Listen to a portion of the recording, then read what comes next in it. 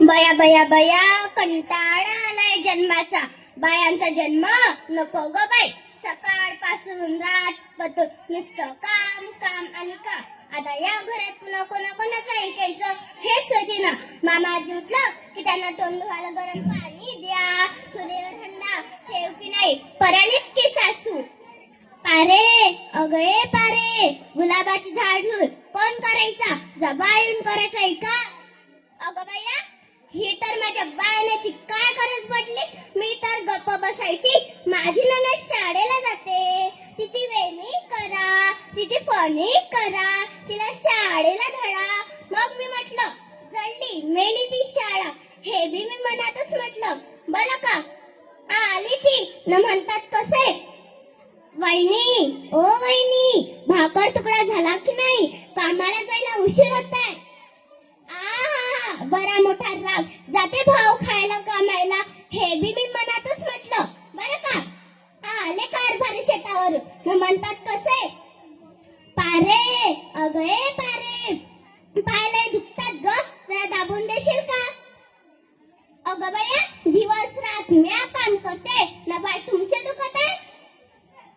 असं नाही ग पारे, शेत लय लांब आहे, येऊन जाऊनच पाय दुखते. तुझ्या बाला सांग फटफटे घेऊन द्यायला. जबाने दिला तरी काय, 30,000 रुपये हुंडा.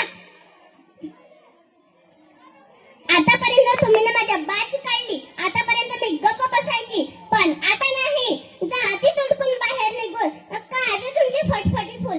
आता या शहराचं काही खरं नाही आहे. गेले होते असं त्यांच्या पाहुण्याकडं, इथं वाजविती आली का तळा तळा, पडली माझ्या गळ्यात, लढायला लागली.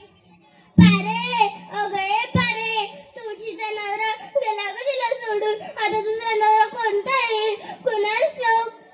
माझं तर डोकं चक्रावून गेलं. तिच्या हातात बंडीचा टिकू दिसला. मग माझ्या ध्यानात आलं, बसली होती ती मालिकेत तोंड खुपसून.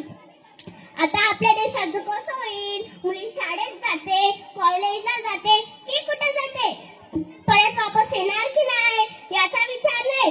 पण त्या देवयानीचं कसं होईल? चांदणीला बाळ झाला की नाही झाला? होम मिनिस्टर मधले कोणत्या रंगाची साडी घालतील याचंच भारी टेन्शन.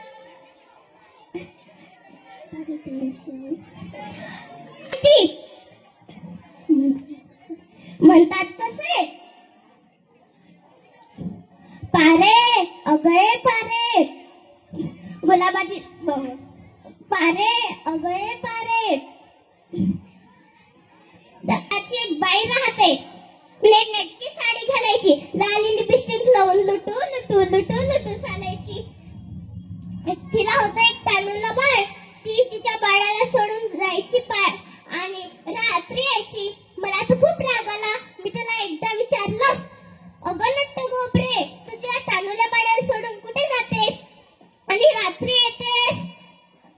तिचं खरं ऐकल्यावर माझ्या डोळ्यातून टपकन पाणी पडलं. 4 भिंतीमधून एकच मिनिट आहे ती जगण्यासाठी लढते.